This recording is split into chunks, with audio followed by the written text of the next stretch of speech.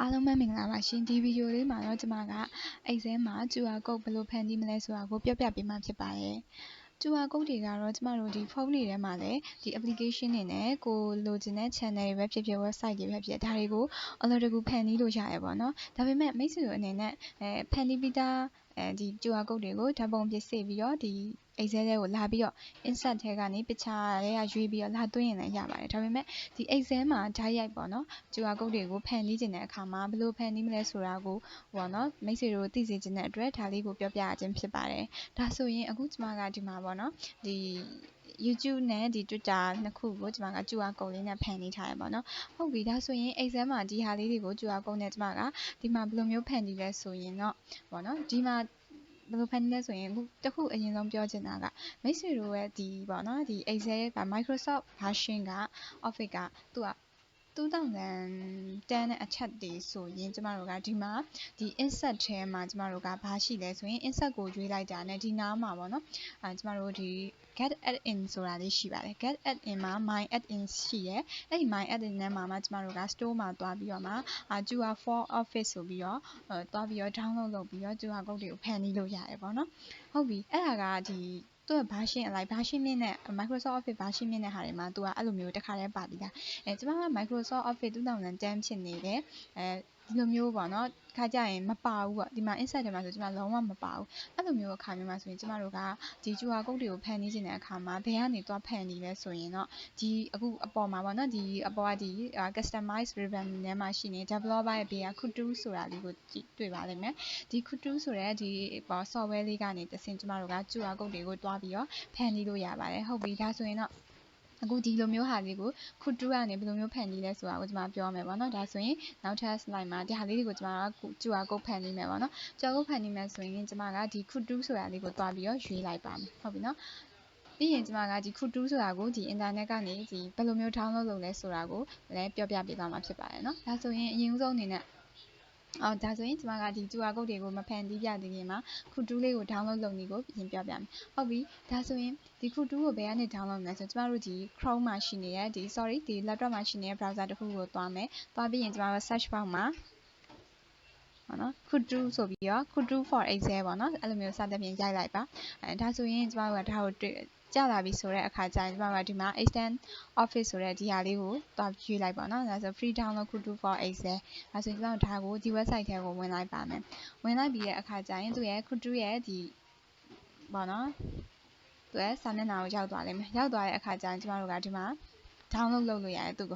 32 bit နဲ့ 64 bit အတွက်အလွယ်တကူ install လုပ်လို့ရတယ်ခုတူကဟုတ်ပြီနော်ဒါဆိုကျွန်မတို့ဒီကနေ download လုပ်လိုက်မယ်ဒါမှမဟုတ်ဒီကနေ down လိုက်ရတယ်ဒီကနေ down လိုက်ရတယ်ဟုတ်ပြီ down လိုက်ပြီဆိုတာနဲ့မိတ်ဆွေရဲ့ဒီနားမှာသူကြာလာလိမ့်မယ်ပေါ့နော် download လုပ်လို့ရလာလိမ့်မယ်ရလာပြီးကျွန်မတို့ကဘယ်ကိုသွားမလဲဆိုရင်တခုပြန်ကြည့်ရမှာကကျွန်မတို့ကဒီခုတူကပေါ့နော်သူက free ပဲရတယ်ပေါ့နော် free ရရက်30 free ရတယ်တကယ်လို့ရက်30ထက်ကျော်သွားရင်သူကဟိုတော့ပတ်စံတော့ပေးရတယ်ပေါ့နော်ဒါတစ်ချက်တော့ရှိရပေါ့နော်ဟုတ်ပြီဒါဆိုရင်ကျွန်မတို့ကဘယ်ကိုသွားမလဲဆိုရင်ကျွန်တော်တို့ရဲ့ဒီ my PC ပေါ့နော် PC ထဲကိုသွားမယ် PC ထဲသွားပြီးတဲ့အခါမှာကျွန်တော်တို့ကဘယ်ကိုသွားမလဲဆိုရင် download ထဲကိုသွားမယ် PC ထဲမှာdownload ထဲမှာကျွန်တော်တို့ခုတူ applicationဆော့ဆော့ down လိုက်တဲ့ခုတူဆိုတာလေးဝင်နေလိမ့်မယ်ပေါ့နော်ဒါလေးခုတူ for excel setup ဆိုတာလေးဝင်နေလိမ့်မယ်ဟုတ်ပြီဒါကိုကျွန်တော်တို့က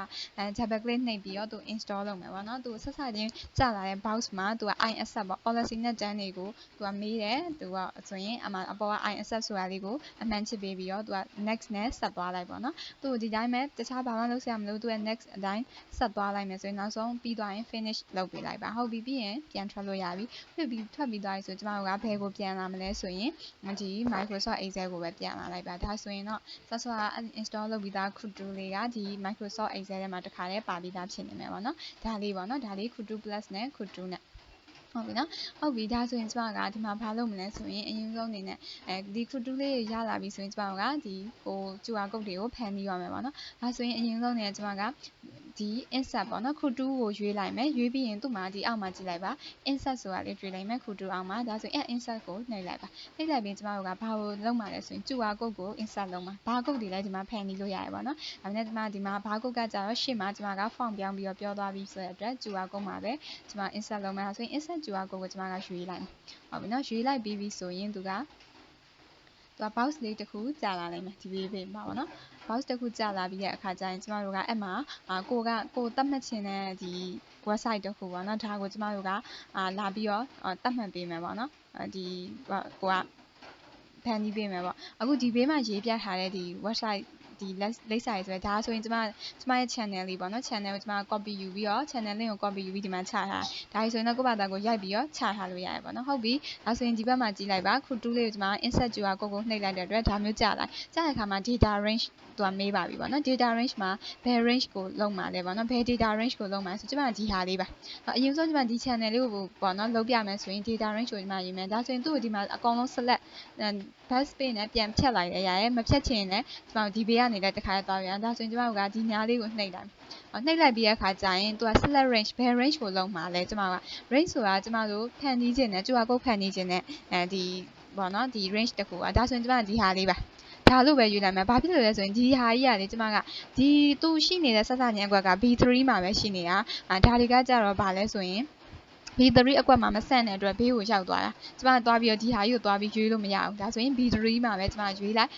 ်ပြီးရင်သူကဒါပြီးရင်ကျမက okay ပေးလိုက်ဟုတ်ပြီနော်ဒါဆိုရင် data range ကတော့ဒီဟာပေါ့ဟုတ်ပြီနော်နောက်တစ်ခုကကြာ insert range ကိုကြည့်ပါမယ် insert range ကကြာဘယ်နေရာမှာကျမတို့အဲ့ QR code ကိုထားမှာလဲဒီအကွက်လားဒီအကွက်လားစသဖြင့်ကိုကြိုက်တဲ့နေရာထားလို့ရတယ်နော်တကယ်လို့ဒီအကွက်ကိုပြန်ရွေးခဲ့တယ်ဆိုရင်ကျမတို့ကဆော့ကအခုဖန်တီးလိုက်တဲ့ QR code ကဒီအကွက်မှာပဲတစ်ခါလဲဝင်သွားလိမ့်မယ်ပေါ့နော်ဒီအခုရှိနေတဲ့ရွေးထားတဲ့ဟာမှာဝင်သွားတယ်တကယ်လို့ကျမတို့ကသူ့ရဲ့ဘေးမှာနောက်ထပ်ကုတ်တစ်ခုအနေနဲ့ဖန်တီးချင်တယ်ဆိုရင်တော့တခြားဘေးကွက်ပေါ့ကိုကြိုက်တဲ့နေရာတစ်ခုကိုရွေးလိုက်အောက်ပဲဖြစ်ဖြစ်ဘေးပဲဖြစ်ပေါ့နော်ဟုတ်ပြီရွေးလိုက်ကျမဆိုရင်ဒီနေရာကိုရွေးလိုက်မယ်ပြီးရင် okay ပေးလိုက်မယ်ဟုတ်ပြီနော်ဒါဆိုရင် B3 အကွက်မှာကွက်ကဒီ website ကိုlink ကိုကျမကဒီ I3 ဆိုတဲ့အကွက်မှာ QR code အနေနဲ့ဖန်တီးမယ်ပေါ့နော်ဟုတ်ပြီနောက်တစ်ခုကကြတော့ဒီမှာသူ့ရဲ့ဒီ size တွေကိုမေးတယ်ပေါ့နော်ဒီမှာ size ကကြိုက်တဲ့လောက်သတ်မှတ်လို့ရတယ်ကိုက100သတ်မှတ်ချင်လည်းရတယ်200သတ်မှတ်300 400ပေါ့နော်စသဖြင့်နောက်ခု color ရွေးလို့ရတယ်နောက် background color တို့ line color တို့စသဖြင့်ကျမတို့ရွေးလို့ရတယ်ပေါ့နော် QR code ဆိုကျမအခုဆိုရင်ဒီမှာတကယ်လို့ဒီဟာလေးကိုရွေးလိုက်တယ်ဆိုရင်ပေါ့နော်ဆိုရင်ခရမ်း purple ပေါ့နော်ဒီလိုမျိုးလေးယူလိုက်ရဆိုရင်သူ့ရဲ့ဒီ QR code ရဲ့အယောင်လေးတွေကိုသူကပြောင်းသွားတာပေါ့နော်ဒီလိုပုံစံနဲ့ကျမတို့ကိုကြိုက်တယ်လို့ရွေးလို့ရတယ်ဒါဆိုရင် custom ပေါ့နော်အဲ့လိုမျိုးလေးကိုကရွေးလို့ရတယ်ပေါ့ flat ပေါ့ဟုတ်ပြီကျမပြီးပြီဆိုရင်ကျမဒီမှာဘာလုပ်မလဲဆိုရင် generate ကိုလုပ်လိုက်မယ် generate ကိုနှိပ်လိုက်ပါနှိပ်လိုက်ပြီးဆိုတာနဲ့သူဒီမှာ QR code လေးပေါ်လာပါလိမ့်မယ်ခဏလေးဆောင်းလိုက်ပါဟုတ်ပြီဒါဆိုရင်တော့ဒီမှာဆိုရင်ဒီလိုမျိုးလေးပေါ်လာရင်ကျမဘာလုပ်ပေးမလဲဆိုရင် okay ပေးလိုက်ပါ successfully insert the QR code ပေါ့နော်ဒီလိုမျိုးလေးဒါဆိုရင်တော့ okay ပေးလိုက်ပါရပါပြီပေါ့နော်ဟုတ်ပြီဒါဆိုရင်ကျမတို့ကဒီမှာ QR code လေးထည့်လို့ပြီးသွားပြီပေါ့ဒါအတွက်ဒါဆိုရင်ကျမတို့ဒီ QR code ကိုကြိုက်တဲ့နေရာကိုရွှေ့လို့ရတယ်ဘယ်နေရာကိုရွှေ့ပါဒါကကြီးနေသေးတယ်ဆိုရင်တော့ကိုကပြန်ပြီးတော့ခြုံလို့ရတယ်ဒါကိုမိတ်ဆွေတို့ရဲ့ဖုန်းကနေသစင်းသူ့ကိုပေါ့ scanner ရင်းနဲ့ဖြစ်ဖြစ်သူ့ကို scan ဖတ်လိုက်မယ်ဆိုရင်ဒီဟာလေးကိုအခုအချိန်မှာ scan ဖတ်လိုက်မယ်ဆိုရင်ဒီအခုဘေးနားပေးထားတဲ့ channel ကိုတန်းရောက်သွားလိမ့်မယ်အဲ့လိုပုံစံလေးပါဒါကတော့ကျမရဲ့ YouTube channel လေးကိုကျမထည့်ထားပါတော့နော်YouTube channel ကိုသွားပြီးတော့ link ကို copy ကူးပြီးတော့ဒီမှာချထားတာပေါ့နော်ဟုတ်ပြီဒါဆိုရင်ကျမတို့နောက်ထပ်ဒါတွေကိုဖန်တီးမယ်ပေါ့နော် Facebook ဆိုရင်လည်း Facebook QR code လေးကိုဖန်တီးမယ်ဆိုရင်သူ့ကို select ပေးလိုက်ပါပေါ့နော်သူကိုထည့်ချင်တဲ့နေရာပေါ့နော်ကျမဒါဆိုရင်ဒီနားမှာကျမက Facebook အတွက်ဖန်တီးမယ်ဆိုရင် data range နေရာမှာကျမတို့က range ပြောင်းလိုက်အောင်မယ်ဒါဆိုရင်ကျမဒီ range ကိုရွေးမယ် okay ပေးလိုက်မယ်နောက်ခု insert range မှာဘာကိုရွေးမလဲ insert range ကကိုကဘယ်နားမှာဖန်တီးမှလဲဒီနားမှာဆိုရင်ဒီနားကိုရွေးလိုက်ပါတော့ okay ပေးလိုက်ပါဒါဆိုရင်နောက်တစ်ခု size ကကိုကပြင်မှာလားပေါ့နော်ပြင်ချင်တယ်ဆိုတော့ကိုကဒီမှာ size သေးချင်တယ်ဆိုရင်100လောက်ပဲပေးလိုက်ပါတော့ပြီးရင်သူ့ရဲ့ဒီ color လေးတွေချိန်လို့ရတယ်ပေါ့နော်ဒီမှာဆိုရင်ဒီလိုမျိုးလေးထားတင်တယ်ဆိုရင် generate ဒီလိုမျိုးလေးဆိုရင်ကိုက color လေးချိန်ပြီးသွားရင် background တွေလည်းကိုကကြိုက်တယ်လို့ပြောင်းလို့ရတယ်ပေါ့နော်ဟုတ်ပြီဒါဆိုရင်တော့သူကဒီမှာQR code တွေကြာလာမယ်ပေါ့နော်ဒီလိုမျိုးလေးပေါ်လာမယ်ဒါဆိုရင်တော့ဒီမှာချိန်လိုက်တဲ့ color လေးအတိုင်း QR code လေးရပြီပေါ့ဟုတ်ပြီနော်နောက်တစ်ခုဒီအောက်က YouTube တွေဆိုရင်လည်းဒီလိုပါပဲကျမတို့နောက်တစ်ခုပြောင်းမယ်ဆိုရင်ဒီမှာ data range လေးကိုကိုကပြောင်းသုံးသွားရုံနဲ့သူတို့အတွက်ဆိုင်တဲ့ QR code တွေတန်းပြီးပေါ်လာမယ်နော် select range မှာဒီဟာပေါ့ okay ပေးမယ်နောက်တစ်ခုကကြတော့ insert range မှာဘယ်နားမှာထားမှာလဲကျမဒီနားမှာထားမယ်ဆိုရင်ဒီနားပေါ့နော် okay ပေးလိုက်မယ်ပြီးရင်သူ့ရဲ့ဒီ YouTube ကိုကြာကျမဘာနဲ့ထားမှာလဲပေါ့နော်range ကဒီမှာဆိုအနီနဲ့ထားမယ်ဆိုအနီပေါ့နော်ပြီးရင် generate လုပ်ပေးလိုက်ပါဆိုရင်သူ QR code တစ်ခုကြာလာမယ်ပေါ့နော်ဒီလိုပုံစံနဲ့ကျမတို့ကဒီမှာဒီပေါ့ QR code တွေကိုဖန်တီးသွားလို့ရတယ်ပေါ့နော်ဒီမှာ Twitter ဆိုရင်လည်းကျမတို့နောက်တစ်ခုပြောင်းလိုက်မယ်ဆိုရင် select range ကဒါပေါ့နော် okay နောက်ကကြတော့insert range ကဒါဆိုရင်ကျမဒီအောက်မှာဖန်တီးမှာမလို့သူပေါ့ okay ဟုတ်ပြီသူ့ရဲ့ဆိုရင်လည်းကျွန်တော်တို့ color လေးပြောင်းနေတယ်ပေါ့နော်ဒီလိုပဲရောင်လေးတွေပြောင်းနေဆိုလည်းရတယ်ကိုစိတ်ကြိုက် color လေးသတ်မှတ်ပြီးတော့ QR code တွေကိုဖန်တီးသွားလို့ရတယ်ပေါ့နော်ဟိုတခြားမှာလုပ်ပြီးတော့ဒီမှာလာထည့်လို့လည်းပုံအနေနဲ့ insert အနေနဲ့လာထည့်လို့လည်းရတယ်ဒါပေမဲ့ဒါကကြတော့ဒီexam မှာပေါ့နော်တခါတည်း QR code ကိုဘယ်လိုဖန်တီးလဲဆိုတာကိုကျွန်မက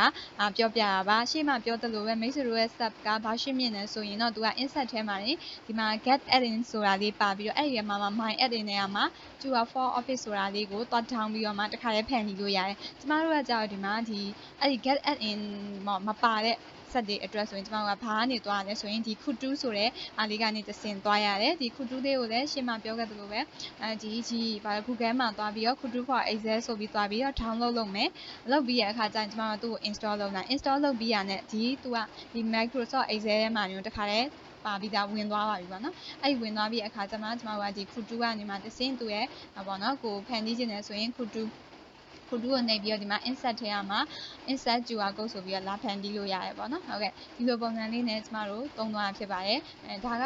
ပေါ့နော်ဒါနဲ့တခုရှိတာတော့ဒီခုတူကတော့သူကရက်30ပဲ free ရတယ်ပေါ့နော်နောက်ထပ်ဆက်သုံးမယ်ဆိုရင်တော့သူကပတ်စံပေးရမှာပေါ့နော်ဟုတ်ကဲ့ဒါလေးရောရှိပါတယ်ပေါ့နော်ဟုတ်ကဲ့ဒါဆိုရင်တော့ဒီသင်ခန်းစာလေးကိုလိုက်လုပ်ကြည့်ပြီးတော့မိတ်ဆွေတို့အားလုံးအဆင်ပြေကြပါစေရှင်ကြည့်ရှုပေးတဲ့အတွက်အားလုံးကိုကျေးဇူးတင်ပါတယ်